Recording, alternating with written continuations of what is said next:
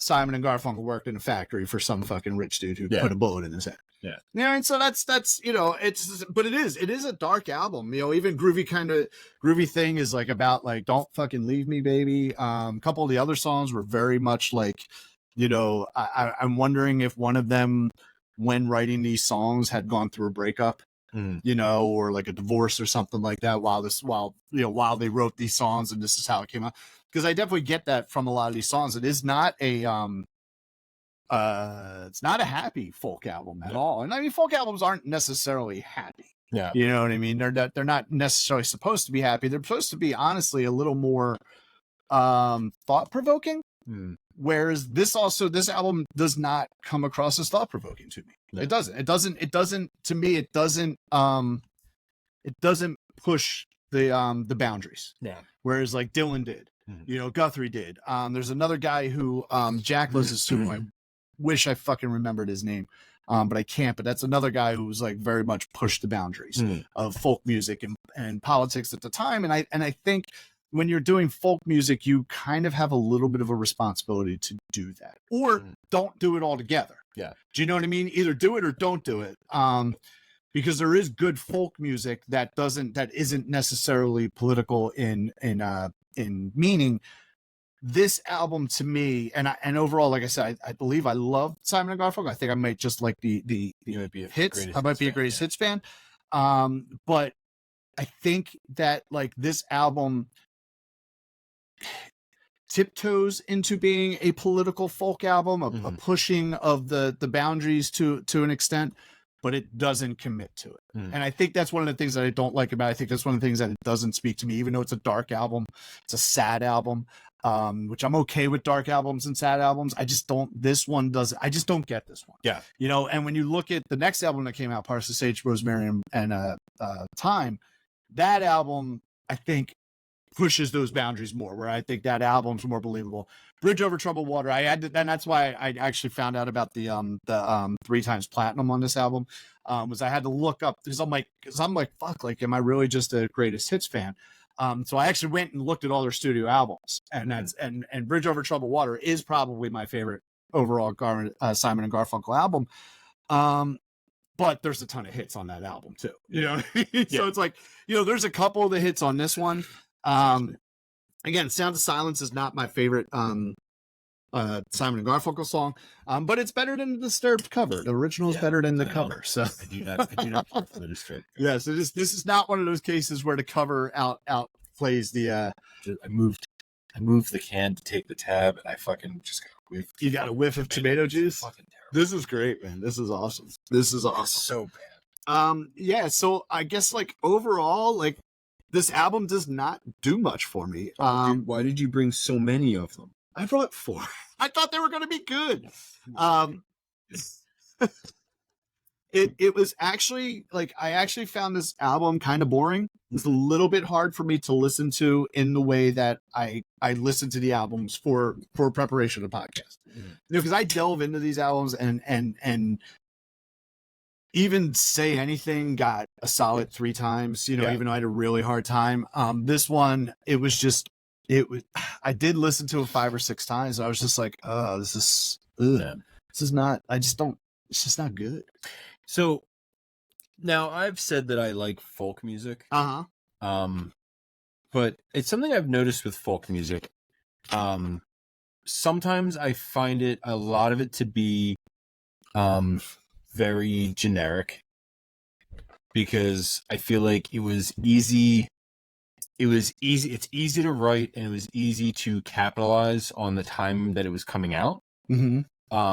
Like how, like, you pick up a guitar and you fucking sing a song about how the government's fucking doing you wrong. Right. In the 1960s. In the 1960s, and it fucking, gets radio play. There's still artists doing that today, though, too. Like when you look at, there's a guy actually originally out of Boston. I think he lives on the West Coast now, Brian McPherson.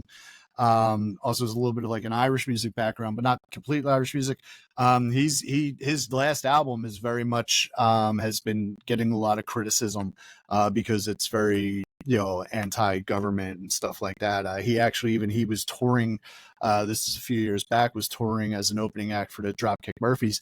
And because of the way he writes his songs and the things he was saying in his songs, when the tour was coming through Disneyland in California, they said, you guys, Dropkick Murphys, you guys can come, but this guy's not allowed to open for you. Yeah. So he was banned from Disneyland from playing the concert that was happening in like one of the Disneyland theaters. So I mean, so there is still fans like that. But yeah, no, I think it is kind of like a little easier to how you're saying, like kind of capitalize on it, especially at this time. Yeah. Now because of that, sometimes I find folk music inauthentic, like you were just talking about.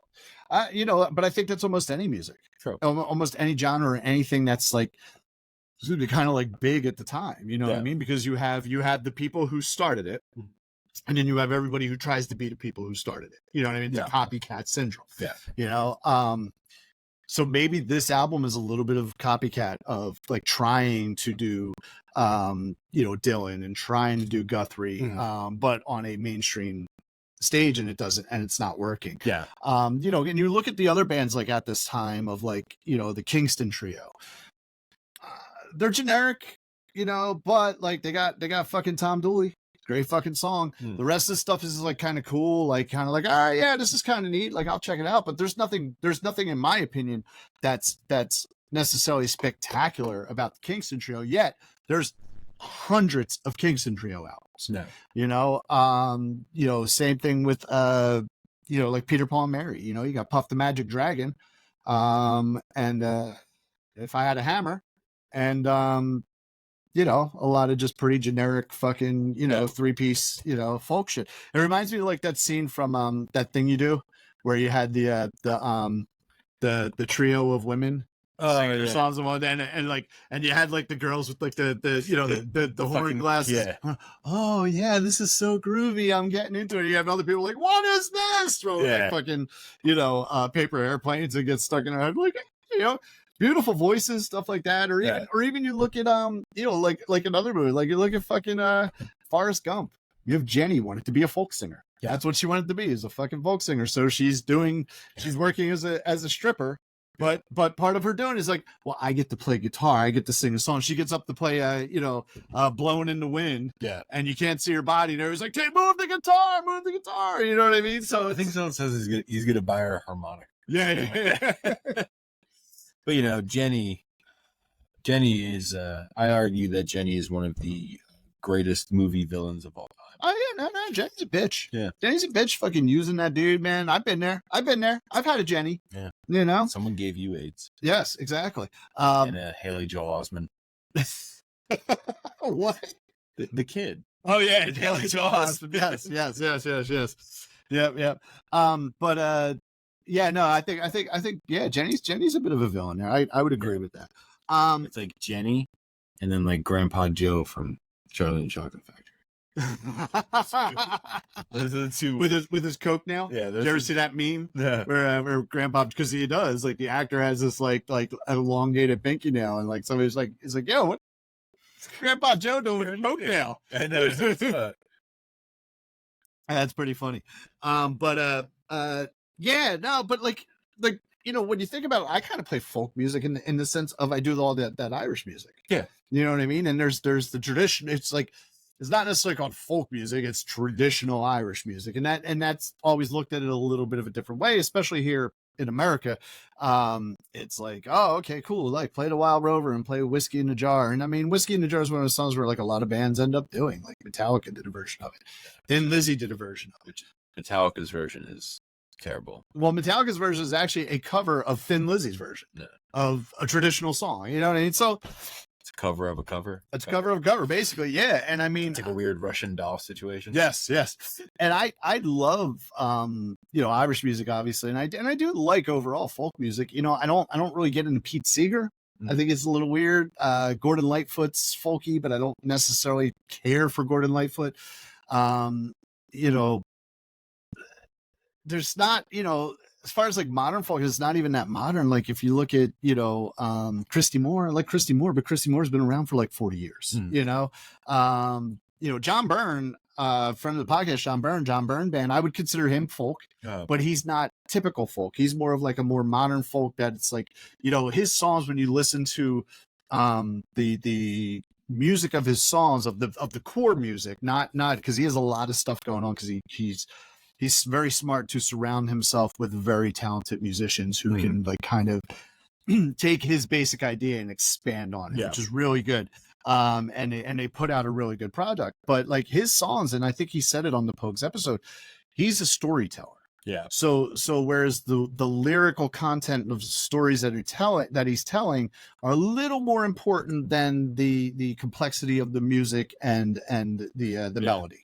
And I think that is kind of standard in folk music. It's more about the story and less about the music, which is one of the reasons why I have a tough time with this album, specifically the song Richard Corey. I don't believe it. Yeah. I don't believe that they really truly identify. It's just, it just doesn't work for me. For all those people who are just listening, a scorpion just came in. Scorpion. Oh my God, it's a scorpion. Woohoo. The band Scorpion. Scorpions. Not the actual animal. They came in, they started rocking like a hurricane and got all windy in here. It was fucking crazy. Yeah. So, but yeah, so those are my overall feelings. So it makes me like question my Simon and Garfunkel identity. It's understandable. So yeah. Yeah. My Simon and Garfunkel. Yes. I will say that I did get to when Simon and Garfunkel did that. I think they've done a few of them, but their first reunion tour, which at this point was probably almost 20 years ago. I sent my mom and my stepdad to see them at the Wachovia Center. Oh, really? Yeah. So, I think it was Wachovia then. Now it's Wells Fargo. Like that's how long ago it was. So I have a copy of Simon and Garfunkel live in Central Park. I have a copy of that too. Yep, and that's a good one. When I bought it, it was factory sealed. Nice. So I took pride in the fact that I'm the only person who's ever and I've only listened to it a handful of times. So I'm very like it's very cool to me to know that I'm the only person who's ever listened to that record, and it's only been played. Came out what 85, 86, something like that. And since 85, 86, it's been played 4 or 5 times. Yeah, no, I remember watching that on HBO. Watching that concert. My mom was a Simon and Garfunkel, much like the Skipper. I mean, they were married, so I'm sure they had some common interest at some point. But I do remember watching that as a kid, and then I think we had a VHS copy of the concert as well.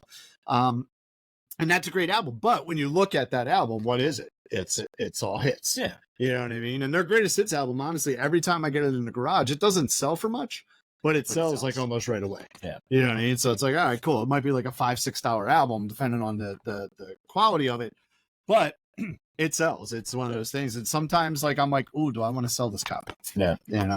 So, I generally just like hoping for pops. No, because I think I want a good copy of that, actually, to be honest with you, because I've had some where it's been a little like, very good or good plus. It has been quite a very good plus or a near mint copy, which I've passed because I knew it would sell. If I got a real good fucking solid copy of Simon and Garfunkel's greatest hits, like come through used, it's probably not ending up on the website. It's probably gonna end up in my personal collection. Makes sense. So Paul, we know how we feel about the album, but again, peons compared to that sweet Miss Rachel Lovin' Baby. What does Regina think of this album? So this almost went down as an indifferent because I actually hadn't had a chance to play it for her. We weren't in the car taking any rides or anything like that until this morning. So we were, me and Katie were going somewhere. We had the baby. Obviously, we don't leave the baby at home alone or with Jack because that would be just as disastrous. We might as well leave the baby home alone then. You know what I mean? Yeah, you're probably better off leaving the kid alone. Yeah, exactly. But so Jack would give the baby beer. Yes. So we're heading out, and so I told Katie, I'm like, hey, we gotta, I need to put on Sounds of Silence so that Regina can hear it, so I can, for the podcast tonight. And man, it's a dislike. Yeah. It's a dislike. Got a chance to play for her. I wasn't sure. She kind of, she was not having it. She had that look on her face, like, what the fuck is this? And then, she kind of started kicking and yelling and just general unhappiness. And I tried like skipping songs and like, oh, maybe I'll like this one. Nope, she wasn't happy. No. And then I put on Little Shop of Horrors and everything was right. Yeah. So yeah, so that is basically it's a this definitely goes down as dislike, but it was almost an indifferent. If I didn't get to play it for her this morning, it would have been an indifferent, just for lack of being able to play it for her. So that brings you to 14 likes and 5 dislikes, and now that gives me a full 2 games up on you now because I am 14 likes and 3 dislikes, and I think it's like a 10 indifference or something like that, 10 or 11 indifference. So yeah, so there you go. So what are your top 3 songs? Top 3: Sounds of Silence, April Come She Will, and I Am a Rock. Okay, all right. So I Am a Rock. I saw that. I looked over your shoulder. Yeah, dickhead. Even though I panned the believability of it, I actually do like Richard Cory as a song overall. Yeah. I just don't believe it. Yeah. You know what I mean? And Kathy's song is my number 3. I think it's pretty. There's something else I was reading on the Wikipedia where Kathy's song was covered by somebody, but I can't remember who it was. Yeah, I didn't see that, but it's possible. Yeah. Kathy's song's a good song. I was like kind of like, do I like this? Do I like that? But yeah, it was Kathy's song. So least favorite. Honestly, least favorite. I had to take the easy route. Angie. Okay, like I said, Angie. It literally Angie is. If you listen to it, if it's not identical, it's very, very similar. It's like, hey, you like Somewhere They Can't Find You? Me? What about if we took the words out? Like, what if it's just the guitar? But that's the thing. Even without the bonus tracks that they put on, like Homeward Bound, like that went for the UK version. With Angie, it's an 11-track album. Just fucking take it out. Just take Angie off. Just fucking get rid of it. It's unnecessary. It's stupid. It's not good. Yeah, it's not a good song. You don't need it. No, but that's not actually even my least. My least is Blessed. Made me feel like I was back in fucking Catholic grade school. And here's the one thing I will say about it is when you listen to the lyrics of Blessed and when it's talking. I just like Blessed because it says meth drinkers. Yeah. I don't know if Simon and Garfunkel know how you take meth. Yeah, I'm not sure. That kind of made me. I'm like, wow, what was the meth they were doing back in the 60s? There's actually a comedian who talks about how she used to be addicted to meth, and your body doesn't know what to do with meth. Like it can't break it down. Oh, crazy. That's why meth high lasts for so long. Your body can't break it down. Okay. So basically when your body gets rid of it, you piss out almost basically pure meth. Wow. So this comedian, when she was addicted to meth, figured out that if she drank meth piss, she would get high from it. Wow. So she talks about how like she would do meth, and then after she would do meth, she would collect her urine to then go back and drink her meth urine after the fact. It's actually pretty brilliant. Yeah. Think about it. It is actually pretty like it is kind of genius. Yeah, no, yeah, it is. I mean, I'm sure like I would think that the high is not as high. I can't remember what she said. Yeah, wow, that's pretty interesting. It is actually pretty. But every time I hear Blessed, that's what I think. I think it's the meth. You're probably drinking your own piss. Wow. Okay. Crazy. No, but like I don't like the song if when you're talking about like it's like blessed are the weak, they will inherit whatever, they will inherit like all this kind of shit. It's like Catholic school bullshit stuff. Horrors, man. This is the meek shall inherit. Yeah, but still, that's different. But it's just kind of like but it also the one thing I will say about it is also does kind of touch on, and I'm not trying to make this a political podcast, but it does touch on something that also happens now, is that you have the song that's talking about blessed are these things and basically, talking about Christian doctrine, but then also seeing how like, hey, you believe this as your Christianity, but then you also got to bless the pot dealers, the meth drinkers, you know what I mean, all those people too, which obviously wasn't happening then. Yeah, you had these Christian people who did not care for sinners, whereas now you have these ultra Christian people who do not care for perceived sinners as well. So you know what I mean. So there is that like nuance, our big word. There's another 50 cents for us. Hashtag nuance. Hashtag nuance. So the nuance of the folk music then of like 50 years ago that is also now prevalent even still today is kind of interesting. But like just the song in general, it doesn't do much for me. So Yeah. Understandable. Yeah. Yeah. Like I said, this album, this is one of the albums like when I saw your 25, I was like, oh fuck, cool man, we'll do some fucking Simon and Garfunkel. This is gonna be awesome. And now I'm just kind of like, fuck, Adam, you disappointed me again, much like the Modella Chilada. I feel like this is a bigger disappointment. This is a bigger disappointment than this album. I don't know, man. I think you need to take one more big. I'm not going to. It's fucking disgusting. All right, so grab your album there, sir. I always feel bad. I don't know which is worse, me sliding the chair back or me slamming. I actually have a rug that I'm going to be putting in here, so we're going to be getting a rug in the Oxford Record Groups. I was just scratching. I accidentally scratched a scab, so I'm bleeding. Are you sure you're not on meth? No, meth. No, because you'd be scratching your face. All right, so my teeth are already shitty enough. There you go. So what you do have here, what you have is a repress. It does have the green Sounds of Silence. Like I said, even like I don't know if it did it on Apple Music, but I know on Spotify when it shows the album cover, it uses the blue lettering of Sounds of Silence. Mm-hmm. Which I've seen those copies. I've had those copies come through. It is one of those few ones where the used record, where the cover can affect the value of the record itself.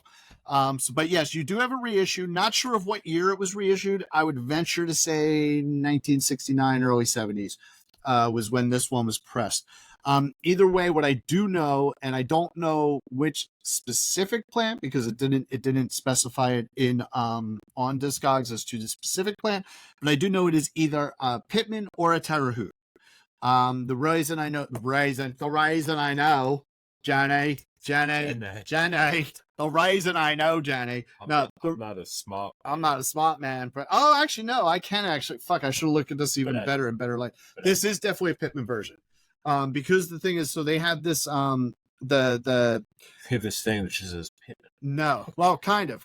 So they have their whole numbering system with the etchings, right? And the Pittman usually is like whatever the catalog number is -2A or -3A or whatever.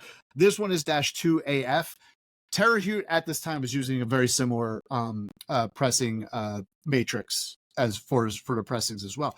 Now, had I seen this earlier when I was doing this, I would have said, oh, no, it's definitely a Pittman pressing because also in the etching is a P. So to a P, the Terre Haute would have a T or a T1, whereas the Pittman has the P.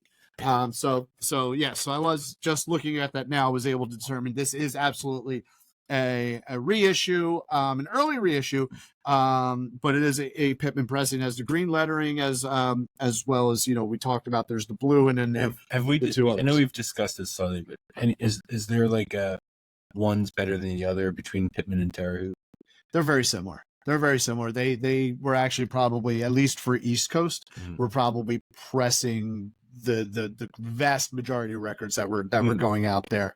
A lot of the stuff that I end up with from used vinyl is usually either Pittman or Terre Haute because of where we are. Really old records, I'll get some Scranton pressings. Every now and then I'll get a Richmond pressing, as well as a Winchester pressing, which is Winchester out of Winchester, Virginia, and also Jacksonville from Jacksonville, Florida. So those are the ones I get the most. But honestly, hand over fist, if you look on OdswellRecordGarage.com and you look at the used records, I usually, the first thing on the listing will have the year and the pressing that it was. In this case, if I was listening to it, I would put like a early Pittman pressing reissue, because I don't know the exact year that it came out. But if I know the exact year, I would put like 1969 Pittman pressing. If you look at them, a lot of them are Pittman, a lot of them are Terre Haute, because that seems to be what a lot of the records get, to the point where, like, as I'm looking up value in Discogs, I usually skip Indianapolis. I usually skip the Los Angeles pressings. I just naturally skip them because I don't really get them. And it's usually when I get through all the Terre Hautes and the Pittman, I'm like, oh, let me go back and fucking look at the Carltons now. Let me go look at these. You know what I mean? These other ones, because most of the stuff I get is Pittman and Terre Haute. Some of it's a little easier. Like I said, I've been doing this long enough. I can look at the matrix and be like, okay, this is where, you know what I mean? This is where I'm heading. But yeah, so this is definitely a Pittman pressing. You're very good plus value on this, which I think is high, to be honest with you. And that's not like oh, fuck you. I just saw the number. Yeah, I feel like I think it's high too, just when you look at what this album would normally sell for. But either way, those are the rules. So the very good plus value on this one as of today is $11.51, popping you up to $12, which brings your average record down. Thank God. Yeah. But now here's the thing. Here's the very interesting thing. So Adam's current running total is $1,014. My current running total, thank you to you guys making acquiescing to the $40 instead of the $27 value change in a fucking week on what was the last one we did? Lemonheads. Lemonheads. Thank you. I had the same problem earlier. Yeah, that has it happens to a lot of men. Yes. That is our that brings my value to $811. If we added in Weezer Blue, it'd be another 80, but we're not doing that yet. Nope. Nope. You guys realize I control all of this, right? Nope. Yep. He has access to the spreadsheets, but never looks at them. I don't. Same as the Spotify doesn't even realize we have questions and stuff like that. Recording me. Yeah, exactly. So, so that puts you $203 to the good. Now you have one record left. I have three. I do. $203, and with that last record, what I think it is, I don't think it's going to be crazy value. Maybe $20. I'd say probably in that 20 to 30 range, you know what I mean, depending on which exact pressing it is. But like, I don't think this is insurmountable based on the fact that I have three records left, and one of them's pretty special. Another one I could probably make pretty special, depending on what it is, because I actually have two copies of it. So, yeah. The other one I can make pretty special based on how much I lie, because It's not lying, because I technically own it. You know what I mean? It's just be a dirty move, Paul. It'd be a dirty move, but it might have to be how it goes. So, yeah. Let's grab the box of Mike. I'm actually kind of hoping that your album gets picked for next week. Just so you can have just so I can have three in a row. So we can like count it we down. Can see like do I come back? Is it you know, is it like a buzzer beater at the end where I just fucking like Roman Catholic High School at the Catholic League Championship last year, fucking 3 seconds left in the game, fucking inbound the ball after Archbishop Carroll takes the lead, and fucking Archbishop Carroll's like, we won the championship. No, bitches, there's 5 seconds left, and fucking dude comes back down fucking town, drops the fucking thing at the palestra. It was beautiful. That's my high school. That's my alma mater. And that was honestly, I'm not a huge basketball fan, but that was one of like the greatest fucking, and it was high school basketball. It was one of the greatest fucking sports plays like I've ever seen in my life. Very similar to when Villanova won the national championship. But I think it was actually better. I think it was actually better than that. Because you went there. No. Well, yes, because I went there, but like I think there was less time on the clock when Roman did it. But anyway, go ahead, pick it. Like I said, I really do hope that you're picking yours, so that way we have your final. Let's just take note that this is all we have left. Yeah. So this is going to last us another 7 years of season 1. But we'll see. We'll see where we're at. Like I said, I am hoping that it's Adams. I saw the colors. Yeah, so if you grab it, it's very, you know what I mean. It's you know, you don't know. Well, now you grab like 3 of them. Oh, you grab 2. All right. You think it's me? Ah, that's disappointing. I want to. If I remember the colors correctly, I want to make the comeback. Oh, I've been waiting for this. What is it? Skinny Lister, the devil of the heart in the fight. Oh, yes. Here we go. Skinny Lister, the devil of the heart in the fight. This is my pick. This is one of my picks. This one here is a beautiful red translucent vinyl. But now here is where things get tricky, because I also have a beautiful blue translucent vinyl. Now, here's the thing with this beautiful blue translucent vinyl. If you look to your left, that is an autographed copy by every member of the band. That's the sweet. So I actually have an autographed copy of this album hanging up on the wall here at the Oxford Record Garage. But the one I pulled out from my personal collection, because this is one that's, you know, this is actually the one I bought, is the red translucent indie exclusive version of this. So that's the second time in this episode you've said indie exclusive. Yes. What does that mean? Okay, so indie exclusive, like talking about it earlier with the Vampire Weekend. So indie exclusive. So technically speaking, Oxford Record Garage is not supposed to get indie exclusive releases. So what? Oh wait, are you saying indie or India? Indie. Because you've said India before. No, I haven't. I've said indie. You guys, no, here's the thing. Here's what I've said. Here's what I've realized about you motherfuckers. All of you guys who make fun of the way I fucking say things.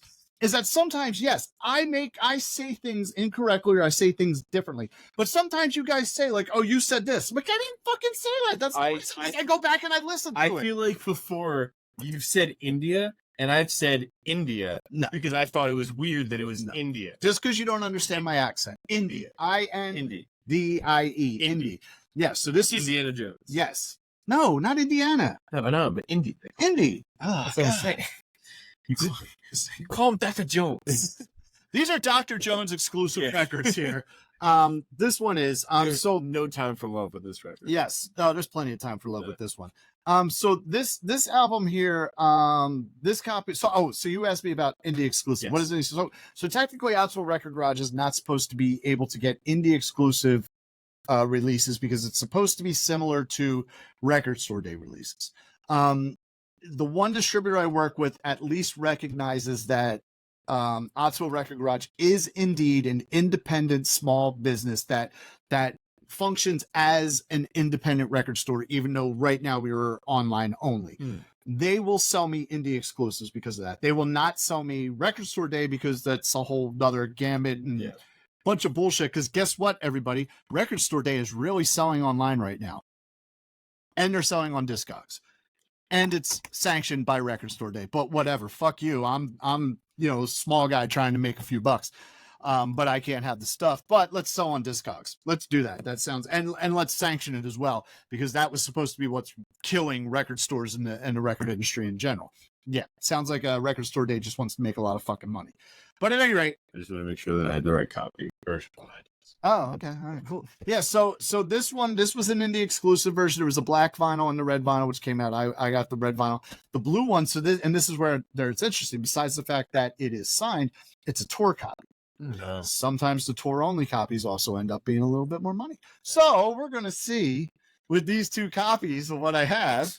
How about we do this? No. How about we do this? This is. Oh, okay. All right.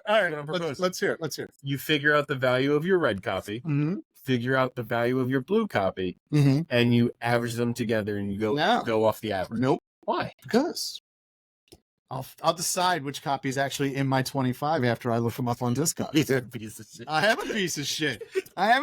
Mister. I broke 1,000. You can't have Weezer Blue. Not all of us can own Steel Train, Paul. Not all of us can own Steel Train. Well, it's funny. Actually, when I looked it up, I take Steel Train out, and you would technically, without Steel Train, would still be beating me, but not by much. Yeah. That could be very much like a neck and neck, but you have Steel Train, so fuck that. Yeah. I'd feel better about you beating me by Steel Train if it was a better album. Yeah. Like, really, if it was like an amazing album, I'd be like, fine. Yeah. Fair enough. You know what I mean? But it's a fucking piece of shit album. Yeah. It sucks. I'm sorry. It's so bad. I'm sorry. Yeah. Which, and I will say this too, that if they had a listing for it with the autographs, I would have actually taken that into consideration, because you have an autographed copy of the Steel Train. Do they have that kind of shit? Sometimes they do. Yeah, they did. Yeah, they do. Sometimes you'll look up and they'll actually have autographed copies, like, for resale. You know what I mean? It's not all the time though, and it depends. Your copy is autographed, and if it was on the Discogs as an option, I would have, priced it off of the autographed copy. So, which honestly, with the way that dude has been working with Taylor Swift or Taylor Smith or whoever he's working with, and has really been, like, you know what I mean, blowing up, and then with Bleachers and whatnot. Yeah, he's essentially like indie god. Yeah, and an autographed copy of it is probably worth more than what we valued it at, because at the time it wasn't listed. Keeping that in mind, I'm almost 100% certain it's not. Yeah, I mean, you don't know. This could be, could not be. I mean, honestly, if it came down to that, like, there are ways you can look that up, like, kind of like Pawn Star style. Yeah. But a lot of times, if you look up a celebrity on Wikipedia, it will give you a picture. Oh yeah. Well, that's what I would have done, just to kind of see. But no, either way, it's still cool. It's still an autographed copy. Yeah. So, we'll take that in consideration. But again, it may not even mention that it's an autographed copy. It may only have that's the tour exclusive copy, the blue vinyl. So no, I can't. From here, it looks like they just signed it. It's not personalized. Right? It's not personalized. It's not personalized. None of them are personalized, which is cool. Which they would personalize them. Like, obviously, like the only album I got from them that is signed, it's actually not up on my wall right now. That was pre-signed before. Like, they actually, like, I actually bought those copies and walked up to them, and they were like, "Oh yeah, fuck yeah, we'll sign." You know what I mean?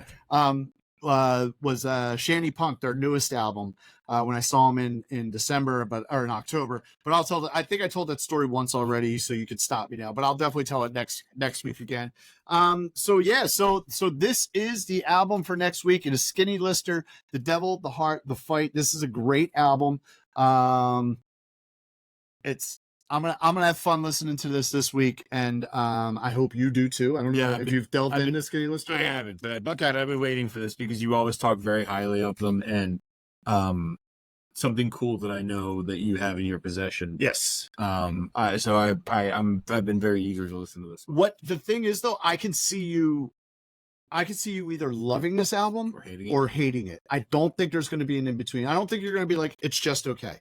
I think you're either going to absolutely love this or you're going to absolutely hate this. So that's where we are, and that's next week's episode. So that is exciting. I'm very, very happy about that. I'm more happy that we got this than that we picked your last album. Yeah. So that'll be cool. All right. So anything else to say about Simon & Garfunkel, Sounds of Silence? Yeah, Sam is all I'll say. Listen to it and form your own opinions. Anything else to say about Modella Cheladas? Don't. Can we do one more toast? Come on. One more toast to move on. Come on. We gotta do it. You gotta do it. Come on. This is great. You guys should watch this on the video here. Also, speaking of our videos, number one, YouTube, go ahead, man. Fucking comment away, like it, share it. We love it.